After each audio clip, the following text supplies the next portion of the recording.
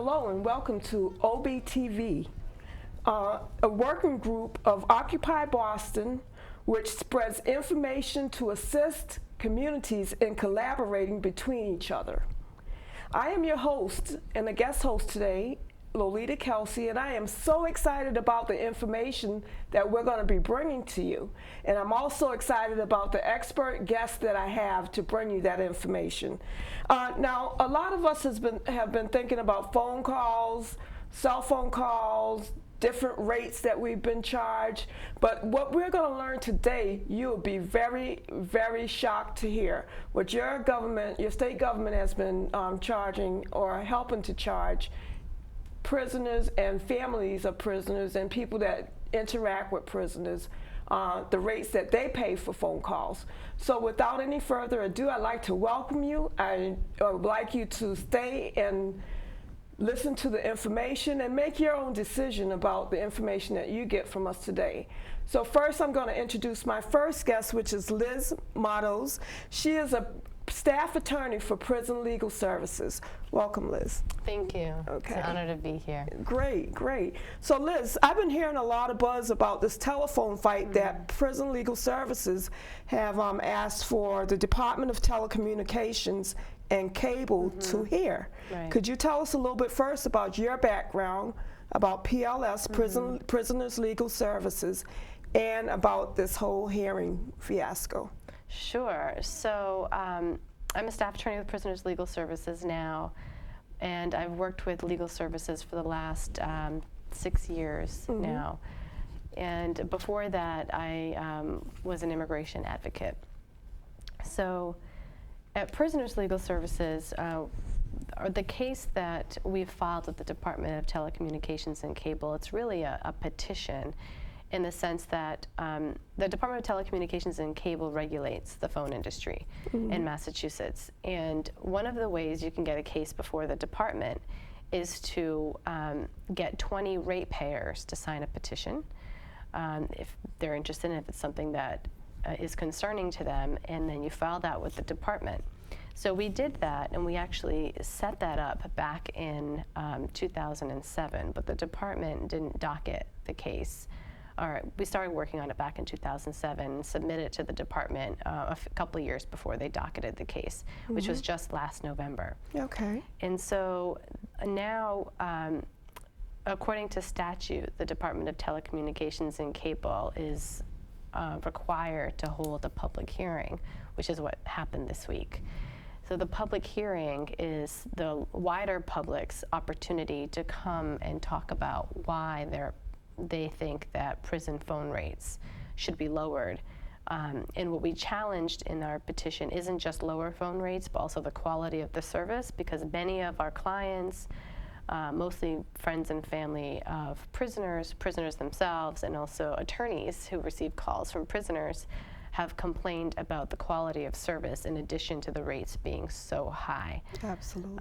So the rates vary. There's the Department of Correction, which are all the state facilities in Massachusetts, and then there are the county facilities, which are separate and have separate contracts with the phone companies. The 3 phone companies that are involved in our petition that we would be asking the Department of Telecommunications and Cable, we call it the DTC, to make the phone companies lower the rates. The 3 companies are Global Tellink, GTL, Securus, which provides services to most of the county facilities. GTL provides services to most of the Department of Correction and Plymouth County and Norfolk County facilities. And then ICS, which is Inmate Calling Solutions, which provides services just to Hampshire County. So it's a very small contract, but those are the 3 phone companies that we're up against. Okay. Yep. So tell me, why should we be concerned about telephones and about this whole hearing and about this whole process? As regular citizens, what is the relevance to us? So the costs are far higher than any of us pay, and some would argue, well, they should be, because there are security issues that you have to deal with in the prison, and there are other kind of infrastructure issues that you don't deal with outside of the prison and jail system. But these companies provide this service in the prison industry across the entire country. They're all over the place. And in Massachusetts, the costs are many times higher than they are in other states. For example, in New York, they're charging 5 cents a minute for the same call. In Massachusetts, there's a $3 surcharge just to connect the call, and 10 cents for that first minute in addition to the $3 surcharge, and then 10 cents for each additional minute if you're in a county facility. If you're in the state facility, like some examples of state facilities would be Bay State Correctional or Sousa Baranowski, Shirley Medium Facility. If you're in any of the Massachusetts state facilities, it's an 86-cent surcharge just to make the connection, and then 10 cents a minute after that. So that may not sound like a lot, but the phone is a lifeline for families and for prisoners. And even if you think that prisoners should suffer as much as possible, and if that's part of their suffering, so be it. It makes no sense from a public safety point of view to have the costs be so high and so out of whack with what it actually costs these companies to provide the service plus a healthy profit. They're making more than a healthy profit, because if they can charge 5 cents a minute in New York and still fight for that contract because it's lucrative for them, then they can do it here in Massachusetts too.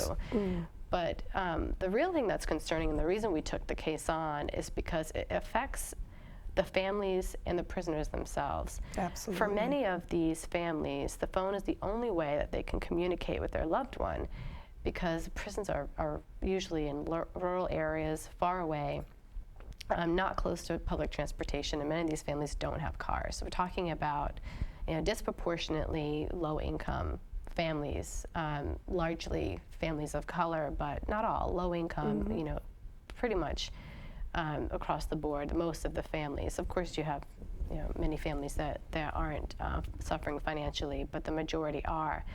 And if they can't get there via public transportation, the phone is the only way that they connect with them. So how important is that for families and lawyers and other people to connect with prisoners? What's the big deal? Right. So, for example, you say your child is in prison and they have a lot of medical issues. A majority of the prison population suffers from mental health issues or physical disabilities.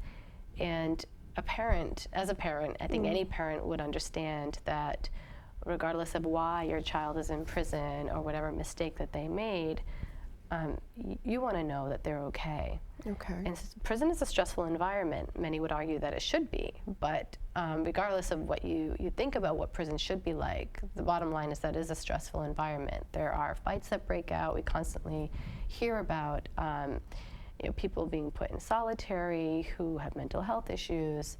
There are a number of things that go on in the prison environment: suicides, stabbings. When you don't hear from your loved one because you can't afford a phone call, those things run through your mind. Absolutely. And you don't know if you're going to get another phone call, whether or not they're safe or if they've been rushed to a hospital or whatnot. So that's part of it. You mentioned attorneys, and we say prisoners, but many of these people are on pretrial. They haven't been convicted yet. They're awaiting trial. And they have a right. Applies also to pretrial people who are being detained? Absolutely. For pretrial? Okay. And civil detainees. So, they all access the same phone system. So you're not just talking about, convicted, the convicted.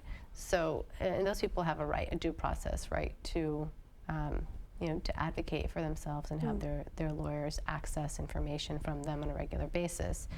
And even if it's not cost prohibitive for the attorney or for the prisoner, the quality of the service is so poor. I have clients who have to bang the phone on the wall, or I'll even tell them bang the phone on the wall because I can't hear anything they're saying. Wow. It's so there's so much static, or they sound like they're a million miles away, and we can't hear anything they're saying. And once they bang the phone, we can hear them clearly for about another minute or two, and then it goes. So to be paying those kind of rates and be getting that service, And in this day and age when technology is where it is, really makes no sense. It's an issue of neglect in that area.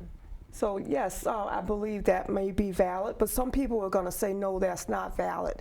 I did a little bit of research before we came on today, and I found out that in the state of Massachusetts, on average, a 15-minute call would cost approximately $10.05 for that 15-minute call. In New York, that same call would cost you approximately 72 cents.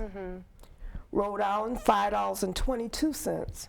Now, as a regular resident, not calling into a prison system, but let's say I call someone in India, and I used a calling card, I would pay approximately 1.3 cents a minute, and that call for 15 minutes would cost me about 19 cents. So why variety in the charges, and who actually set these rates? Right. So the differential isn't just about the per minute charge, but it's largely because of the surcharges. The surcharges will make things out of whack. In states like New York, there's no surcharge. Rhode Island has no surcharge. And then, and don't forget, the phone calls drop all the time, and the family member has to pay that surcharge every time they reconnect just to make that 15-minute phone call. So that can, bring those rates up even higher, and often does. And then there are fees to put money on a prepaid debit card, which is largely, required or what's mostly used now by these phone companies. So there's a fee just to put money on that card. There's a fee, a $25 fee just to set up an account. If you don't use all the money within a certain period of time, they have the right to take it from you. So there are all these things kind of built in that make it even a higher burden, more of a burden than it is. So I'd like to ask you, where does all that money go? Is this in line with the cost of the service, or is this out of line with the actual cost of service? Right. So I'm glad you asked that question, because it's out of line with the cost of service. Because, like I said before, if it's the same company providing the service in another state at such a lower rate and still making a profit, then they're making a much bigger profit here in Massachusetts. So it's lucrative for them to keep the system the way it is. But we don't know what the actual costs are, because these are private corporations. They don't have to report their profits. But that's something that we will find out throughout the case. Up to now, we've only had the public hearing. If the department takes the case forward, which we're hoping they do, we'll have discovery, and we'll be able to hopefully get access to a lot of that information. And the department will need some of that information to decide what a reasonable cost, reasonable rate should be, which is by law what it's supposed to be as a reasonable rate. And we argue that would be actual cost plus a reasonable rate of return, a profit. But the last time these rates were really, really regulated was in 1998, when the Department of Telecommunications and Cable kind of set a maximum surcharge amount and pegged the rates to Verizon. And we don't really need to get into all of that, but technology, suffice to say, technology has changed a lot since 1998. And the surcharge is no longer justifiable. But in addition to that, the phone companies compete by paying commissions, by offering commissions, I should say, in their contracts to the sheriffs and to the Department of Corrections, just to get these contracts. So that's how lucrative it is for them. And in the counties, we're talking up to 60% of revenues they pay back in a commission to the county. So make me understand this. First, some people are going to argue, well, this is a free enterprise, so companies should be able to pay whatever they want. Would you say that this is free enterprise, or are you telling me or saying more of that this may be a monopoly type It's situation? a monopoly, absolutely, because if you want to receive calls from your loved one, you have no choice on what company you can use. You can't shop around for rates. This is the rate that you're forced to deal with. So it is absolutely a monopoly, and probably the last monopoly that's still out there is the prison and jail industry. So that's why it needs to be regulated. But not only that, we already have an agency in Massachusetts that's charged with regulating phone rates for consumers because it's a consumer issue. And the statute says that the rates should be reasonable, and reasonable means something. And the fact that they're largely have been the same since 1998 in terms of the surcharges is kind of begs the question of whether or not they're still reasonable, and they're clearly not. We know that because of what's going on in other states. Other states have even outlawed commissions. So we would like to see that happen here in Massachusetts as well, and the rates to be reduced, but also for the department to investigate the poor quality of services. Because no matter what you're paying, they're making a profit no matter what the rate is going to end up being if the department does take it forward, and you should get a good service for that. Now, I'd like our viewers to really pay attention to the information and analyze this and get more information about this whole process. We're talking about telephone calls, telephone charges. We all pay telephone bills. I think the cell phone rates are really, everyone has a cell phone, so we still pay outrageous fees. Now, are the phone charges that you guys pay for prisoners' interaction in line with what businesses and regular consumer residents pay? Is it in line? No. Is it the rates in this state? Yeah. Are the rates in line?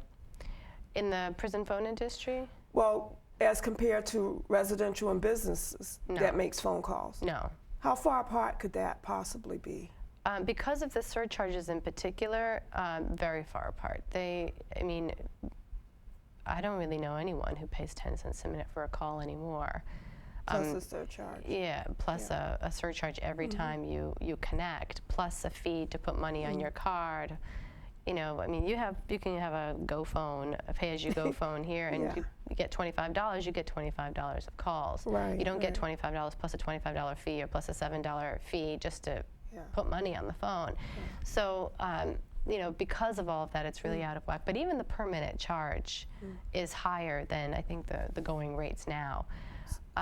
But one thing I didn't mention, and why everyone should care about this, is because studies reviewed by the Department of Justice and others have confirmed that maintaining family ties, which is largely done through the telephone, is correlated directly with lowering recidivism, which is the rate that people go back into prison, because as their support network, 90% of prisoners are going to be released back into the community. And if we sever those ties and drive a wedge through family connections, no one is benefiting from that. Right. So now we only have a few more minutes, and when we're having a good conversation, and one with so much importance, time really does fly. So what is it that where can we find more information? Who can we contact? How can we contact your organization? And then I want to say, just go through one scenario after that and see what you have to say about it. So tell our audience how to reach you. You can get more information on our website, but also on Smart on Crime. So the first website for Prisoners Legal Services is www.plsma.org. And the other website specific to the phone issue and to other criminal justice issues is www.smartoncrimema.com/phone/. So those are the two. If you want to contact me directly, it's Elizabeth Matos at Prisoners Legal Services, and my number there is 617-482-2773, or my email is lmatos@plsma.org. Okay. I'm going to leave it like that. You, the viewing audience, pay attention to what's happening in your local government. Now we're going to be going to a short public service announcement, and we're going to come back with another guest that's going to put a personal touch on this thing about phone, telling us about her story. So stay with us. We'll be right back. Hello, and welcome again to OBTV, a group working with Occupy Boston on spreading information to assist in fostering collaboration between communities. I hope you've enjoyed the first half of our show, And we've been talking about telephone calls, telephone rates, the Department of Telecommunications and Cable, and how that affects our lives. So I have with me now a guest and a friend, Lois Frazier. Welcome, Lois. Thank you. Okay, we're going to just set the stage right now, and Lois is going to read a poem that she wrote. So, Lois. I'd like to share a poem with you that I wrote that's very, very personal. 4 sons I never really got to know, never bonded, always apart. We never got to experience family love. 4 sons, always in prison, in and out, in and out, in and out, trapped, caught up in a web, can't afford to call, no family birthdays, no graduations, no family holidays, no barbecues, always afar, always apart. My heart is so empty, it hurts when I can't afford to make a call. I watch other families laughing and playing and having fun. My heart cries inside. The void is deep. Why can't that be me and my 4 sons, bonding and communicating? A mother's cry. Where is the justice for me and my 4 sons? 38, 37, 28, and 25. In and out, trapped. They go in, they come out. They go in, they come out. When will it ever end? Telephone charges, high-priced calls. I miss them so much. Someone, please help me fix my 4 sons. When will the cell gates ever stop closing for me and my 4 sons? Letters, pictures, canteen, telephone charges, high prices. Letters, pictures, canteen, telephone charges, high prices. In and out, enough is enough. Our story, a revolving door, all our lives. Prison, tears, heartache, high prices for phone calls. Thank you so much for sharing that poem with us. You're welcome. Every time I hear it, I actually feel the pain that must have came from you pouring your heart out to write this. But I know you wrote this. Let you tell us, why did you write this? What were some of the reasons why you wrote this poem? Well, I have 3 sons who have been in and out of prison all their lives. And being a mother out in the community and watching other mothers bond with their children, it put me in a lot of pain and heartache that I wasn't able to really bond with my sons. And the only way that I could really bond with them was through telephone and letters, just like I say in my poem. I got I was in a lot of pain. And now that they're older, it's still kind of the same way with our bonding. I have a son who's in prison, and Shirley Max. He's 25 years old and he has mental issues. And I always worry about him. So I'm still in that web now. Mm-hmm. And I just wanted to have a voice. And so I write poems. I write poems about my life and my sons in prison. Mm. That's how I ease the pain. Yes. Yeah. Now I know that you are a member of the Committee of Friends and Relatives of Prisoners, which I'm also a member of this group. It's a group that's really near and dear to my heart. A group that I admire because they take no government funding. They don't take monies with strings attached. Tell us how you met CFROP and how did you get, how did they help you at all, or did they change your attitude in any way? Or what happened since you met them? Well, At one point, I was going through this all alone, and I was like just getting ready to give up on everything, and I was like really like in tears almost, and one of the CFROP members was getting out of his car, and I knew him, but I didn't know he was involved with CFROP. And he started talking to me about my sons. Mm-hmm. And I just told him how I was going to give up. You know, I just can't do it anymore. And he talked to me, and he told me about an organization, Friends, Families, and Relatives of Prisoners. Mm-hmm. And he told me a couple of positive things about CFROP. And he asked me, could I come down and meet the people at CFROP? And at that point, I couldn't go down, so he gave me some papers and information, and he talked to me in my moment of grieving, mm-hmm. because after a while, you know, when you have sons going in and out of prison and you can't really communicate with them, you just want to break down. Yeah. And so he just talked to me, he comforted me, and he says, you know what? You got a group of people that are in the same struggle that you're in. Yes. And I was like, take me away. Okay. So did you find that a lot of times you did not have the support that you feel like you've gotten from CFROP? CFROP, when we say CFROP, we're talking about the Committee of Friends and Relatives of Prisoners. That's the acronym that we use for it. So that's why she kept saying CFROP. But did you find that, did you have that kind of commitment from churches or other groups during that time? No, I really didn't, because I was kind of ashamed to talk about my personal life, mm-hmm. with the church members and things like that. Mm-hmm. So You didn't have that kind of support? No. Yeah.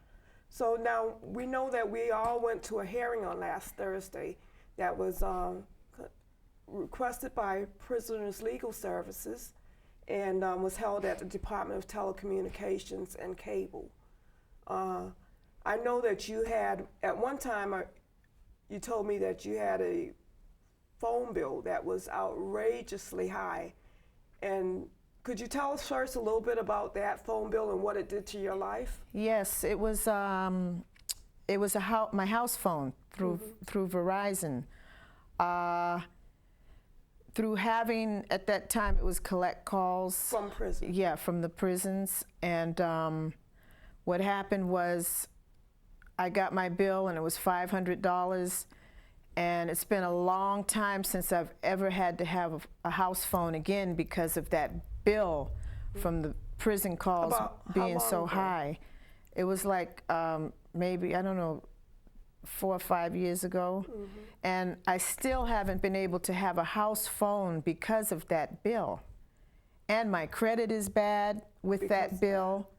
And I didn't feel that I got any type of justice, because I did call the telephone company and let them know what was going on. Mm-hmm.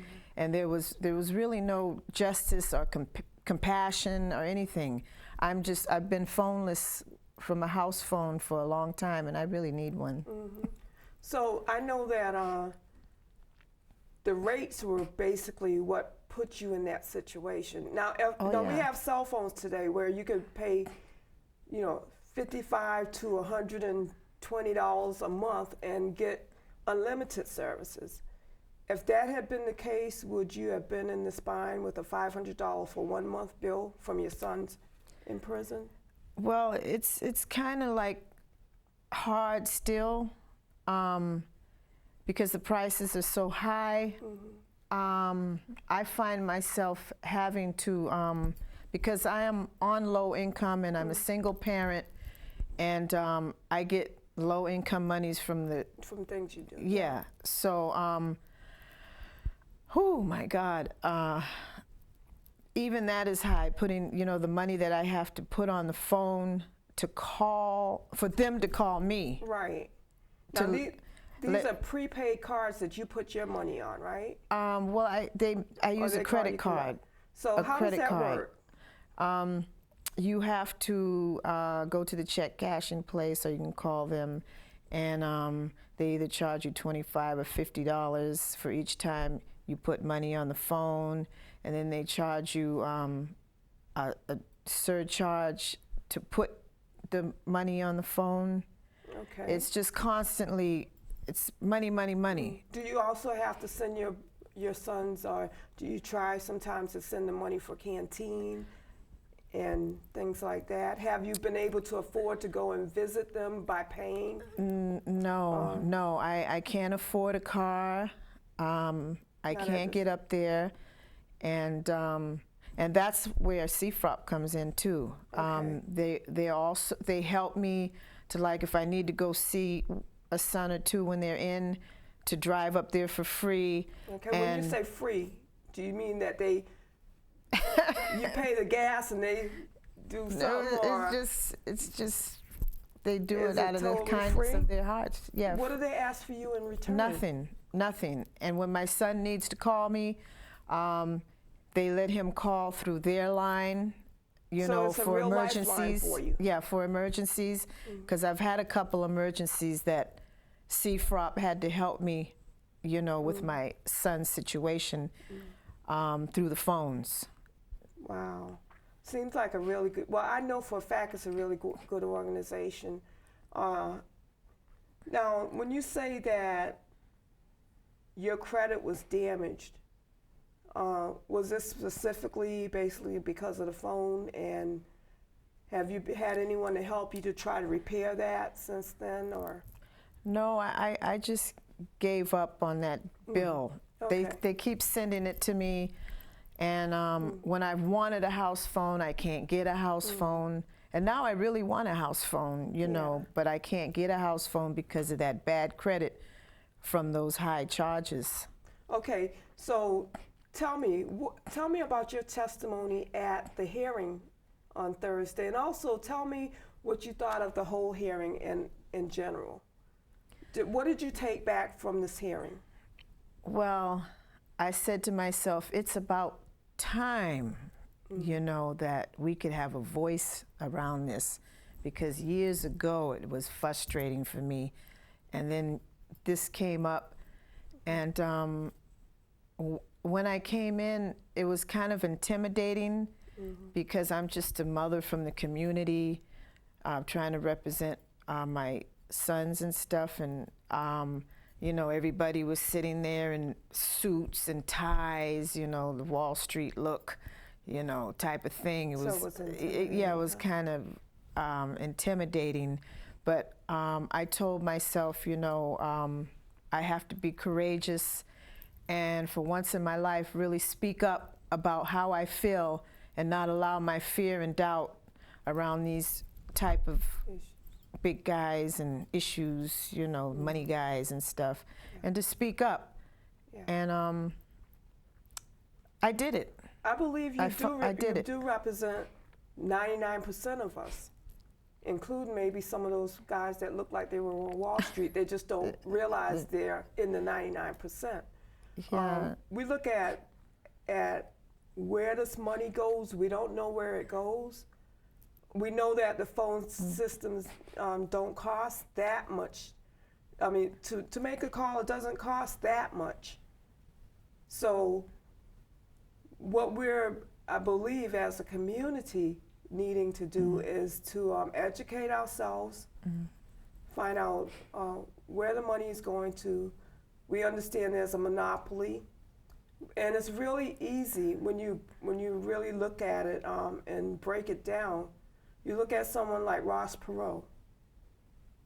When the government gives you a contract, like he made most of his millions with Medicaid claims, getting a percentage of the dollars that he processed these claims. Give me that contract for 1 year and I'll be set for life. So we know that the government in itself gives different organizations, companies, or whoever monopolies over businesses, and they set the rate so that they could get back a commission. I don't understand the whole process, but through this telephone hearing, we're hoping to be able to get the discovery needed so that we could understand exactly where the money goes. Yeah, So tell me, what else, tell me about your time also and Still We Rise. You're an actress, and I've heard about your performances. Tell me about how you got involved in that and what it does for you in the community. Well, that was another situation around me being feeling alone and isolated, and you know, around my sons being in and out of prison, and as a parent, not being able to bond with them like normal parents do with their sons. I was in search of something from the community, and Still We Rise was performing at a shelter that I used to go to and have dinner. And when I saw them perform, it was amazing. You know, I'm a tough person sometimes and I don't cry, but when I saw them performing, these are like ex-offenders who have come out of prison and gotten their lives together, and Still We Rise is an outlet for them to perform their lives on stage. And after the show was over, the producer says, we are recruiting. And for once in my life, I took a risk, and after the show, I went up to him and I says, I would like to be involved. Yes. Okay. That's how, and I've been with Still We Rise now for almost 3 or 4 years. Excellent. Excellent. Yes, so I'm able to express some stuff and get it out on stage. Yeah. Now, you say ex-offenders, and that brings me to, people may wonder, your poems talked about your son going in and out, and about some of the mental health issues, the social injustice issues that we have in our community surrounding things like income or opportunity for income.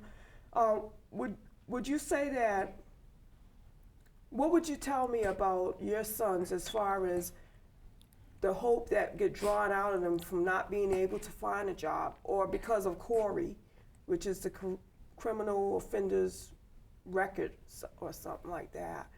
How has that hindered many people from being in the system? Because I know a lot of viewers are out there saying probably that it's your own fault that you go in and out of jail, which I don't believe that's so. I believe that the system is set up to where it's very difficult to survive once you have a record. So can you tell us a little bit about what you think or what you've gone through with that?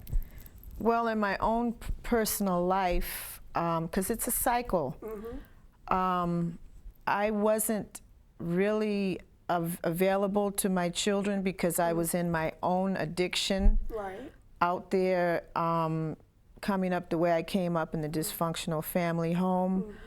And that's where you lose hope. Yeah. You know, because a lot of us weren't raised in healthy, normal, wealthy families. And there's no way in and no way out. And then when I got myself rehabilitated, and there's no hope because I also have a Corey, to be honest. Because when I was out in the streets just like my sons.